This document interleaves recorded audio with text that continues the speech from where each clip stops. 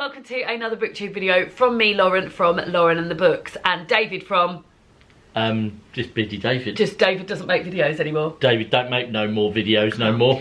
And should I be saying welcome to FilmTube? Is there such a thing as FilmTube? No. I don't know. BookTube's really taken off as a sort of tube, hasn't it? To people who read, yeah. Yeah, but as in like, I've never heard, oh, FoodTube. I have heard of FoodTube before.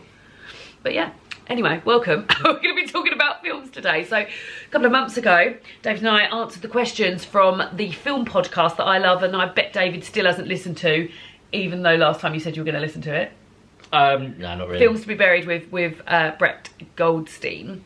So there's two sets of questions that he does. The first set, which we answered last time in the video that I will link down below, and then the resurrection section. They're very good film questions, so even if you don't listen to the podcast, this is just going to be a nice film chat between David and I. We really enjoyed it last time, and I remember looking back on that video, I was in the most comfiest outfit. I'm in like knitted pyjamas that your sister bought me for Christmas that say, I have no interest, probably this. Probably this. I don't see it anything else. Probably this, but with jeans on. But instead I've got short jeans. And I looked lovely and comfy, and I thought, oh nice. But I mean, I'm in jeans, so I don't feel super comfy. But let's sit back and chat. So yeah, there's going to be some filmish questions. Would love to hear your answers to any of these questions. Do link them down below. Dave and I don't know our answers to these questions, so it's all a revelation for the both of us. And we're going to insert the pictures of the films here. So no leaning over, David. Lean. What does lean mean? It's from Alan Partridge. Oh, I don't know. Right, okay, shall I ask the first question then? Go for it. What, David, was the last film you saw? Star Trek II. Oh, yeah, of Wrath course. of Khan. Khan! Does that happen? Yeah, it happens. David really went to good. watch that. Honestly, I think if you can, find the GIF and pop it in of him going... I've never shared a GIF on here. Just like... Yeah. Don't expect much, because I probably won't do it. It'll probably just be a very old film poster down here of Wrath of Khan, Star Trek II. Wrath of Khan. What year is that from? So it's from 81, 82. Okay, David went to see it with my dad at the weekend. I did. The cinema that we are both a member of has quite a lot of like old films on. They get stuff out for anniversaries, and yeah, it's very good. Because a couple of weeks ago we went to watch the original film, Star Trek, which was rubbish. But Wrath of Khan, I quite enjoyed. It was quite funny. And it was my dad enjoyed it today. Your dad does like it, and it's got a young Kirstie Alley in it. Oh yeah, God, that drink is disgusting. I can't drink it's it. not nice. Right, so the last film I saw, David, is a film you've seen too. It's Where is Anne Frank? Yeah. So this is an animation that we went to see at the cinema. I actually own the graphic novel of the animation. I can't be bothered to look down there, but it's down there somewhere. David's parents bought it for me for Christmas a couple of years ago. And this is an animation which sort of tells the story of Anne Frank, but through the character of her diary. So the person that Anne Frank writes the diary to, Kitty, is embodied in modern day Amsterdam as this red-haired girl, as Anne Frank described her. And there's a big sort of like reflection on what it was like for Anne Frank living in terrible conditions while she was in the house in Amsterdam, reflected in what is the situation with refugees these days in Amsterdam.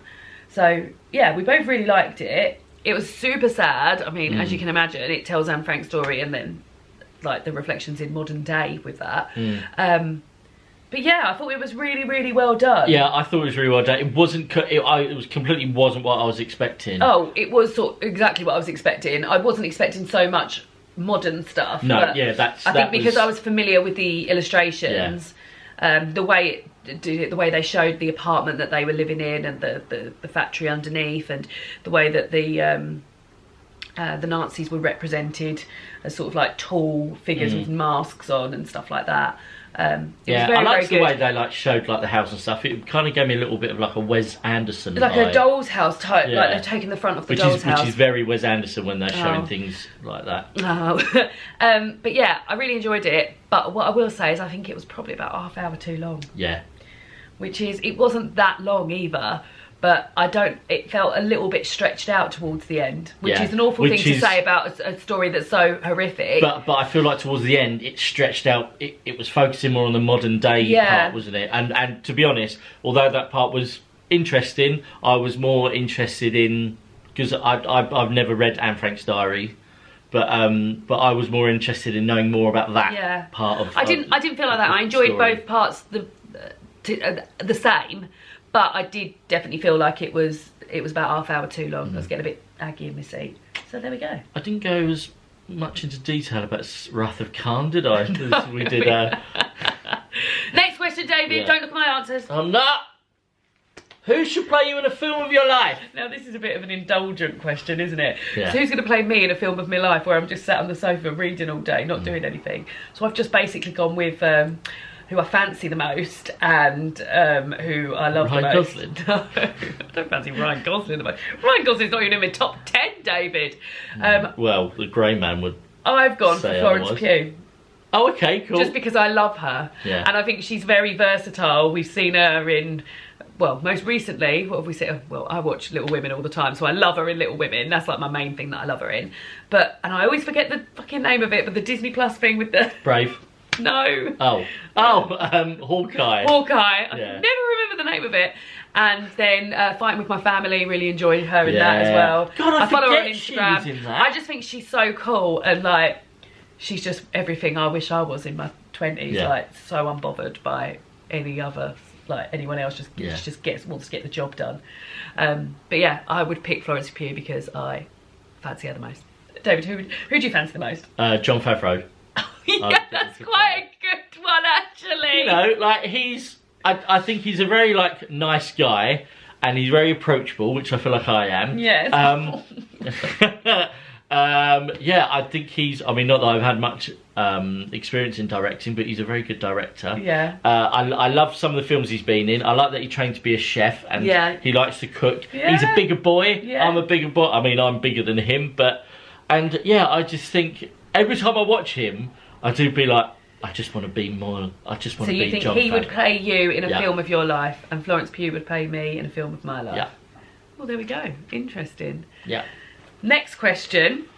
What is the most romantic film you've ever seen? Oh, I was torn between two, but I ended up going for About Time. David! I went for About Time! My other one, which I nearly put in, was Crazy Stupid Love. Oh, no, not compared to About Time. So what I love about About Time is a film that... 2 in 1 here. We went to see that at the cinema, didn't we? And did. As soon as it finished, I was like... We wanted to go and watch it again, didn't we? I could watch that again. Which, if we would have had our cinema passes, we could have done. We could have done. One thing, David, did you close the bedroom door, the bedroom window, so Minnie can't escape? My one, yeah. It was never open. Phew.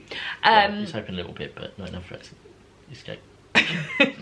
So it's a time travelling love story that stars Domhnall Gleeson and Rachel McAdams and Bill Nighy and a whole sort of host of really cool people. Vanessa Kirby's in it. Margot Robbie's in it. It's mad that Margot Robbie's in it as well. It's just really warm and warm-hearted. And what I love about it is it sort of celebrates the ordinary. So like towards the end, I don't even know if I'll get through this without crying because it really makes me feel like there's a line he says something about like my extraordinary ordinary life, and I think we've got a very ordinary life, and like I love our life. Yeah. And what I love about that film is that yes, there's big romantic moments in there, and yes, it's like the wedding scene's amazing, and the like when they first get together and stuff like that, and like that's all lovely, but him just living his life and sort of like being so contented in his life. Yeah. And like contentedness is definitely something that I don't think is often associated with romance. But for me, it's one of the most romantic things ever. Just being slumped on the sofa with my Pooh Bear of an evening, just being comfy and just having a lovely time. So exactly. God, I did get through that without crying. It was close. Yeah. But yeah, it's an absolutely great film. If you haven't watched it, then please invest some time in it. It's fantastic. Such good performances. Oh, what was that? I'm just going to check. You carry it. Oh, she's fine. She was coming out. She was coming out. But yeah, so good and so fun as well. And it, like, really fun. Sort of like quintessentially British as well. A really, really brilliant film. So I love that. Next question, please, David. What's the best film you've ever saw that you never want to see again? I think this is a really, really good question. So the best film that you've ever seen that you would never want to see again. And mine is A Star Is Born. Did you know I was going to say that? No, I didn't know. So A Star Is Born, the remake with, I haven't seen the original, with Bradley Cooper and Lady Gaga. Just so tragic. The ending is just so tragic. Me and Laura went to see it at the Curzon in Canterbury, and I remember sort of just like after it finished, just me and Laura just sort of sat there like sort of stunned. And I've actually thought, God, I can't believe anyone would ever want to put themselves through that again, because it's just so sad. But so powerful. So it's about a sort of rising star, Lady Gaga's character, getting in with Bradley Cooper. I was going to call him Barry Cooper. My friend Neil. I used to live with a guy called Neil, and he looks sort of like a little bit like Bradley Cooper, not so much now, but he used to have long hair, and like we always used to call him Barry Cooper. So like the sort of budget Bradley Cooper. So whenever I think of Bradley Cooper, I always think of Barry Cooper. Barry Cooper, Bradley Cooper, is a sort of like very successful rock star, but with massive addiction problems and depression and things like that. And it's him and Lady Gaga's journey and where that journey takes them, and that journey takes them along some very, very sad moments, culminating in the saddest of all moments. So, have you ever seen it? No. Oh, David, I mean, I would definitely recommend it as a first watch, because they're both very good, and the music's very good, and their singing's very good. I'm on the deep end, watches out. That one. Yeah. But yeah, really sad. Would never ever want to watch it again. David, what's the best film you've ever seen but never want to watch again? Parasite. Oh, that won the Oscar a while ago. Yeah, I remember you watching that. I have not seen that. Yeah, I remember watching it. It was on. Why was it so good? Why would you never want to watch it again? It was so good because it was pretty tense, yo. So basically, it's about a family. They live in poverty, and then there's a really rich family, and I think one of the sons. Second, basically. And there's one of the sons gets a job there as like a tutor, and basically this family, starts working there. So the dad becomes a limo driver, the mum becomes like a maid, and I think one of them becomes a gardener, and then the rich family like disappear, and then this family, the poor one, where it's all working there, like trying to take over the life, like a parasite. Yeah, and then like murders happen, and it just turns ape shit towards the end. But you haven't told me why it was so good. Well, it was just so like because shocking. It was just so shocking, and something that I'd never seen before in film, because I don't watch horrors, so maybe there are horrors that are like that, but something like this, because I was always frightened to watch it, but somebody's like, it's not scary, but I mean there was one beautiful moment, very tense, and you just didn't know what was going to happen. It was just like 1 minute you thought all was hunky-dory, and then all of a sudden somebody's getting bashed on the head with a hammer. Oh no, thank you. And it's just, like hiding bodies, and somebody's been trapped why under. would you never want to watch it again? Because that's just not the kind of rewatchability that's in my life. I guess the enjoyment you got out of it as well would have been the shock value. Oh, definitely the shock, yeah. And if you were to go back again, you wouldn't get that shock value again. No, and I don't want to have that again. No, okay. Fair enough. Well, next question then, David. What's the best action film you've ever seen? Ha! Speed. Oh, I've never seen Speed. Oh my God. Is that the one where they're in the bus? Keanu Reeves, Sandra Bullock, what's his name? Dennis Hopper. Oh my God. Great film. It's amazing. A bus. Is it 90s? 90s. It's the most 90s film you've ever seen. Keanu Reeves is on a bus. Sandra Bullock's on a bus. That bus goes over 50. Oh, and who else is in it? I can't remember his name right now. But goes over 50 miles an hour. They can't go under 50 miles an hour first. That bus is going to go bang. Bang, bang, bang, bang, bang, bang, bang, that bus is going to go bang. bang, Yeah. And Dennis Hopper is the terrorist, isn't it? Oh, okay. And it's just so, it's a bit naff, but it's so much fun. Like there's a bit where, like, I mean, you can see it in the trailer. There's a bit where the bus has to drive over a part of the motorway that's not there. So essentially, it's just. I will have to watch that. Yeah. I've gone for non-naff and like one of my favourite films, Yeah. which I definitely consider an action film, Black Panther. Yeah, do you know what? I'm an hour about a superhero film, but So if that's... I'm not a big action film watcher, No. and in more recent years, I'm not a big superhero film. I sort of pick and choose which ones have got girls in, basically. I'm interested in those ones. But I love Black Panther, and that is, when you were saying about another thing, I was thinking about the question, like, what films wouldn't you watch again? Like, I would have little to no interest in watching a whole plethora of Marvel films again, but I could put Black Panther on any time and I would watch it and have a lovely time. I only watched it with my parents a couple of weeks ago. You did, didn't you? It's absolutely brilliant. I think the fighting scenes are amazing, the sort of like spaceship action and Martin Freeman. I think it's all really, really good, with a brilliant storyline and an amazing cast. So yeah, I can't fault it. I think it's perfect. And Wakanda Forever is just going to be... Yeah. Ooh, that might be. I think it's one of the most highly anticipated films of all time. I'd say. What film do you think you could have made? Oh God, this was a really hard question. That was really easy for me. Oh, was it? Yeah. Well, I've gone for 8th grade, because I was trying to think of like where my skill set lies, and I film 3 videos a week in front of a camera for a YouTube channel. And I thought, well, at least I can sort of assimilate with that and maybe try and give a good go of that. 8th Grade is a film that I went to with such high hopes. What is the name of the guy that is the director of 8th Grade, David? I can't remember. The guy that did Inside. And he's in... Yeah, that lockdown thing. He did all the songs. Like Bo Burnham. Bo Burnham is the director of this film, and we went to it like because we loved Inside, and I thought it was going to be amazing. And I found the whole thing a bit sort of melancholy. And I think before we'd watched recently Moxie, which was really good. Yeah, and I went to it thinking it was going to be sort of, just something it wasn't. And I found the whole thing very sad and very slow.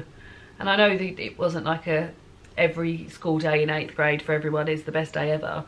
But like, I found it very hard to relate to it. And I've been a girl in 8th grade with anxiety, so I think if I feel that's very relatable. I did find it very relatable, but I have been that person, so I just feel like it wasn't. But I think I could have made that film because I film videos every day, and the girl Kayla, I think the girl's Kayla, it's called Kayla in it. She makes videos.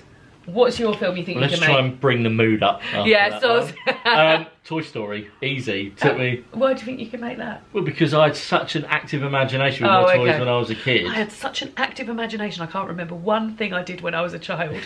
No, like toys, I would have like worlds. I would spend hours just like that's stories a lovely with the toys. answer. And I was just like, you know, and I remember seeing it, and I was thinking, God, what would I give for my toys to like? If my toys were alive when I wasn't there, I just think I could have made that. When did the first Toy Story come out? 1995. How old were we? So I was 10. So you would have been 9, 8. 9. Yeah, 9.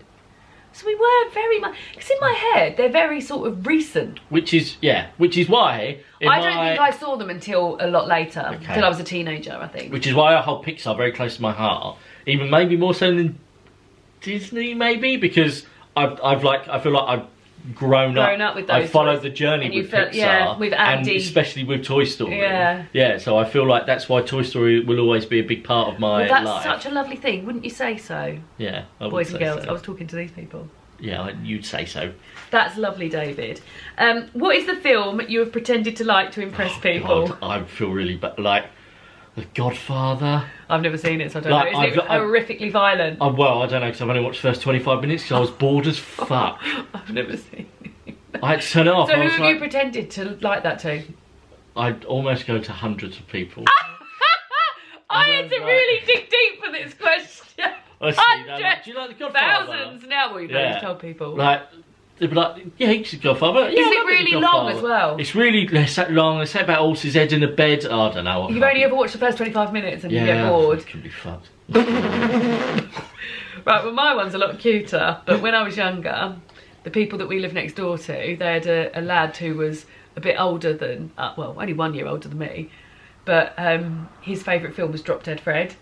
And I always used to pretend that I was seeing Drop Dead Fred, but my mum had told me I wasn't allowed to watch Drop Dead Fred.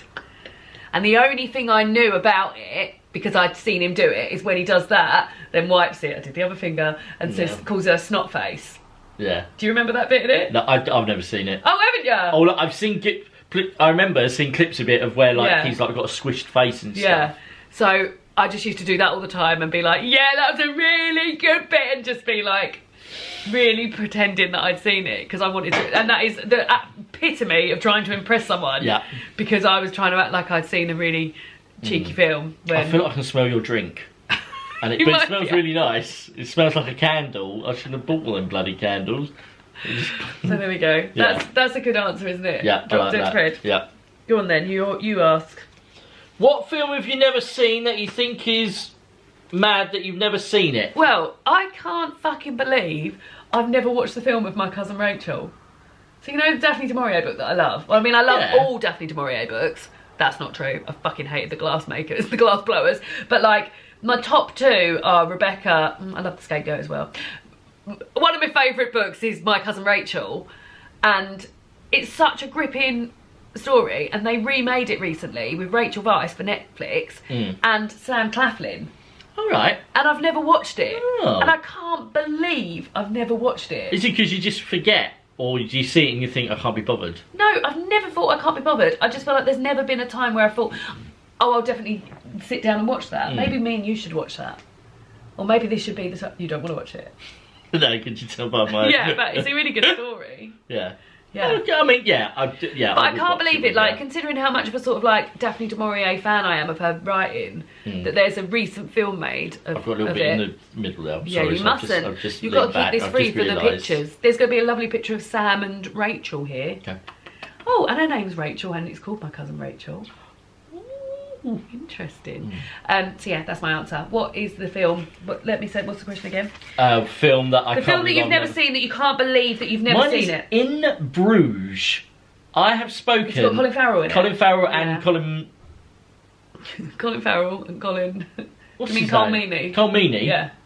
Who's literally in every film. Exactly. And every TV programme. I'm big fans of both of them. Yeah. And I've spoken to people about films that they've been here, and they're like, oh, have you watched him? I'd say again, in the hundreds. I think maybe of I've people seen you in have Bruges. seen in Bruges. You told me you've seen it in at the Bruges. cinema. Yeah. And everybody tells me I need to watch it. And I'm always Is it Spies? I don't even know. I might be. I know, like, it just looks really fun. I think it's like... I don't know if it is fun. No, I think it's quite... Well, I think it's a bit of a comedy. I think it's maybe like a dark comedy. But everyone tells me that I would love In Bruges. And I'm like, yeah, I'm going to watch it. And I've just never seen it. And it always... I need to right that wrong. Yeah. So we should watch In Bruges, and we should watch My Cousin Rachel. Yeah, I really want to watch In Bruges. Cool. What's a film that you love, but don't expect anyone else to like? This Christmas. I've said This Christmas. So This Christmas is a Christmas film, but quite like I never know anyone talking about it. No, it's like a Hallmark one, yeah, but I think it's like a Channel 5 one. A rung above a Hallmark movie. Yeah, they it's got Idris Elba in it. It's got good extra actors zero on their marketing, like on how much they could put into the movie. Yeah, it's got Idris Elba in it. God, who's that really amazing actress who was who plays the sister, the older sister, who's like trying to run the business? I don't really want to go on your nipple. Sorry. Oh the God. one who's like the whole damn bottle. Is it Regina Fox? Regina. No, not Fox. Wilson. Regina Hall. Regina Hall. Yeah, Regina Hall. Yeah, it's got some really good, but this is like sort of when do you think it was made? About 15 years ago, maybe more, 20 years ago. Idris Elba's quite young in it. Yeah, he is. Although Chris Brown's in it. Oh yeah, Chris Brown is in it. Yeah, and he's not super young in it, but yeah, it's about a family and everyone going home for Christmas for this family, and sort of like they're all from different they've all got different jobs and in different parts of the country and things like that, and them coming home, and it's very, very Christmassy, and has some really funny, like, cheesy moments in it. Yeah. There I go, there I go, there I go, there I go, there I go. Well, I'll be dead. And sometimes I think when Dave and I act it out or reference these things, are actually like a lot funnier when we talk about them than when they are in person. But it is a really, really enjoyable Christmas film, and if you're into Hallmark Christmas films, then you're gonna this is gonna blow your mind. Make that top of your list. Make it top of your list. This This Christmas. And we also love the song This Christmas as well. Yeah. So yeah, very good. Oh, that's so funny that we picked the same. Right, go on then, you. What is a film that you would show a lover as a test to see if you should be together? Well, I also used this film in the last video as well. It's Christmas in a Day. Nice. So Christmas in a Day, and you may well remember this as an answer from the last video, is a film that was made by Sainsbury's, part of a marketing campaign for their 2013 Christmas campaign. And in 2012 for Christmas, they gave something like 250 customers of theirs handheld cameras and asked them to film their Christmas. And the film Christmas in a Day, which is available on YouTube and I will link down below, it's 40 minutes long. Oh, please watch it. Is a collation of different Christmases from different people's walks of life. So people who celebrate the Christmas that I know, the non-religious Christmas, people who celebrate the religious aspect of Christmas, people who celebrate another religious, who are another religion, people who are homeless, people who are in big families, people who are on their own at Christmas, people who don't celebrate Christmas. Who don't celebrate Christmas, and it's just a really big sort of like a scrapbook almost, isn't it? Yeah. Of people's Christmas memories and like Christmas traditions, like putting up the tree and putting things out for Father Christmas and waking up in the morning and Christmas dinner and like all of those sort of things, and the games, and like I'm a big fucking Christmas lover and I love that film so much. That's another one I could put on at any time. Well, I say any time, but we normally put it on David's birthday to sort of like ring in the season. Yeah, that would be my film that I would show a lover as a test. Yeah. What would you show your lover as a test? I've gone for Pride. Oh, that's a great film. That you mentioned that last in. Oh, did I? Yeah. I was wondering if I might have done, or one of us had. Yeah. Yeah, I just think Pride is one of the best films to come out of Britain. Best films to come out of Britain ever, and it's just such a lovely, sad, heartwarming, fun, like just. There's a lot of emotions in there. There's so many emotions. You're on a roller coaster the whole way through, and I just don't think I could love someone who didn't love that film, because I would just be like, how, like, it's just such a beautifully made film, and it's just got some lovely messages in it of love, community, and sort of chosen family and stuff like that. We're big on chosen family, so it's an amazing film. Good answer, David. You've got to ask me now. No, I've got to ask you. Yeah. If you could show a child one film, what would that film be? Paddington II. Oh, I should have said Paddington 2. We were watching that the other day. Yeah. Paddington 2 is also one of the best films ever made. One of the best I should have said kids Paddington 2 ever. It's like, it's so funny, but for adults as well, it's also hilarious. It's so hilarious. Mr. Body Cheek. Mr. I've never had any complaints about Mr. and Mrs. Body Cheek. It's just, again, beautifully made. Like Ben Whishaw as Paddington, the voice. Can you believe that was going to be Colin Firth?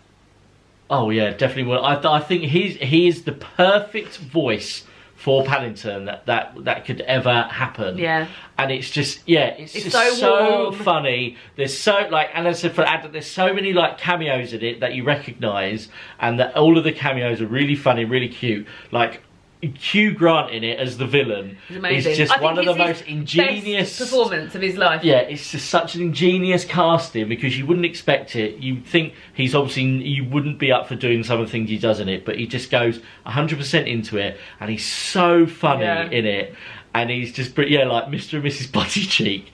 It's just beautiful, and like the CGI of Paddington is brilliant. Yeah. Like when he goes to prison, it's amazing. It's just beautiful and so much fun. I just couldn't. That is such a good answer, and I had not thought of that, but that is a brilliant answer. I've gone for. I don't think I opened my eyes once when I was describing that. No, you were film. just talking. I was just in the zone. I've gone for my first love, Hercules. Ah, you so do like Hercules. When I was younger, we used to have a lot of Disney films and watch a lot of Disney films, but the one that I first remember like fully getting behind and being like, this is the best thing that's ever happened to me, is Hercules. I remember my sister got it for her birthday one year, and I would just watch it all the time, and I love the songs in it, I love the humour in it, I love the story, I love Meg, I just love her so much. And Megara. And I think if I could show a child any film, I would say watch this. It brought me so much joy as a child. Yeah. Great songs. Bring you joy too. Are you gonna shout it from the mountain high? I feel like we've done a lot of singing this video, David. We have. That's because you're in a choir and you're going to ask me, am I interested in the musical? The musical, and aren't they making a live action as well? Yes, they are. David, what I'll say, mate, if it ain't broke, don't fix it. Yeah. I just think don't bother if Danny DeVito's not going to come back as Phil. Although we saw Danny DeVito in that Snack Wars video and he was a bit of a prick. He was a bit of a prick. But as Phil, it's like painting a picture. It's a work of heart. That's a question. I feel like we should have almost started on this question. Just get out of the way. What is the film that made you the most uncomfortable? I wonder if we've got the same. I've gone for Blue Velvet. Oh my god, do you know what? Yeah. And what did you pick? I had American History X. But yeah, oh my god, yeah, Blue Velvet. So during lockdown... Oh my god, I forgot about that. It's so affecting and uncomfortable. Oh, it's horrible. There's so many aspects of it. Oh god, just everything about it. So during lockdown, me and David and 4 of our friends, who are in couples, every Saturday night would watch a film together. We'd all pick a film and we'd watch it, like start it all at the same time and then message about it on WhatsApp while we were watching it, and I used to look forward to it every single Saturday. It was good, We watched so many films that we never ever would have watched, and like we watched some absolute shit but some absolute great stuff as well. Revisited some old favourites and stuff like that, and a really good time with it. But one of the films that Ryan picked, and he picked it because he'd heard it was on like, and I have seen it on loads of lists of like the best films ever, is Blue Velvet, and it is the most fucking uncomfortable, awful thing that I've ever put myself through, ever.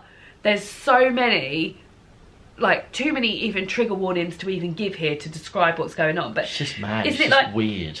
Who's the guy from Twin Peaks who's in it? Yeah, I can't remember his name, but yeah, he's the guy from Twin Peaks. And it's the same director as well, but I can't remember his name. My boss would kill me. He's walking through a field. I don't even really remember the plot because all I can remember is like the really. It was like I think it was like a murder. He finds an ear, doesn't he, in a field as he's walking through, and he wants to look into this murder, and he gets sort of involved with someone who might be a drug lord or something. Is he? Or just like a gangster? That's Dennis Hopper, the fixation guy.